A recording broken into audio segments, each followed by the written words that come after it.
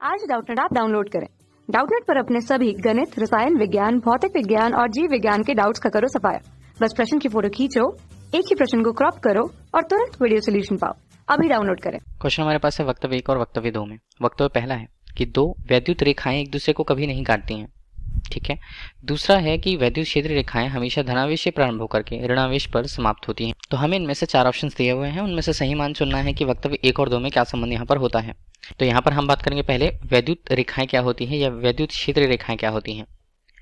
तो अगर कोई वैद्युत क्षेत्र है, ठीक है, अगर हम उस पर यह देखना चाहें कि वैद्युतीय बल का परिमाण कितना है या किस दिशा पर है, तो वैद्युत क्षेत्र रेखाएं हम कहते हैं वैद्युत क्षेत्र में सीधी या निष्कोण वक्र रेखाएं जिनके किसी भी बिंदु पर खींची गई स्पर्श रेखा उस बिंदु पर परिणामी वैद्युत क्षेत्र की दिशा को प्रदर्शित करती है, तो उन्हें हम वैद्युत क्षेत्र रेखाएं कहते हैं। इससे तो हमें समझ में आ गया कि क्षेत्र रेखाओं की दिशा, मतलब यहाँ पर हम कह सकते हैं कि वैद्युत क्षेत्र अगर वहां पर मौजूद होता है तो उसकी दिशाएं जो होंगी उसे प्रदर्शित। अब इनके लिए इनके गुणों को लिख लेते हैं, ठीक है।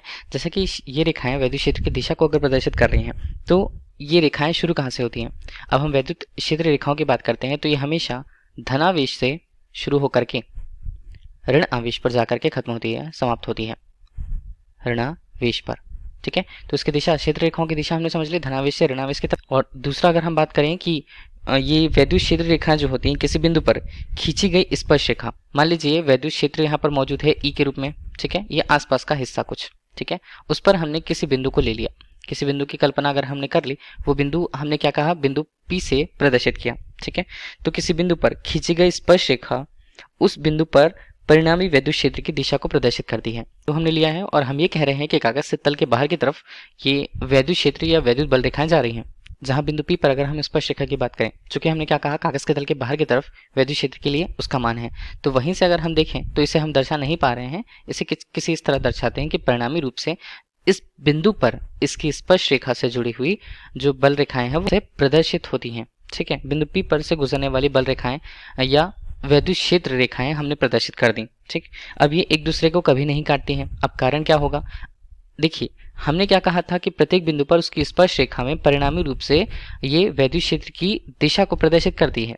तब अगर दो क्षेत्र रेखाएं एक दूसरे को काटें, मान लीजिए अगर हमने ये अलग से दर्शा रखा है कि वैद्युत क्षेत्र रेखा और ये वैद्युत क्षेत्र रेखा, ठीक है, ये दोनों एक दूसरे को मान लीजिए किसी बिंदु O पर काट रही हैं, इसका मतलब क्या है कि दो स्पर्श रेखाएं यहाँ से खींचे जाएंगे। मतलब अगर हम बिंदु O से जुड़े हुए अगर स्पर्श रेखाओं की बात करें तो मान लीजिए इस दिशा में भी एक हमें वैद्युत क्षेत्र रेखा मिल रही है एक ही बिंदु से, और दूसरी दिशा पर भी वैद्युत क्षेत्र रेखाएं हमें मिल रही है, वैद्युत क्षेत्र की दिशा हमें मिल रही है, एक ही बिंदु पर दो अलग अलग दिशाएं।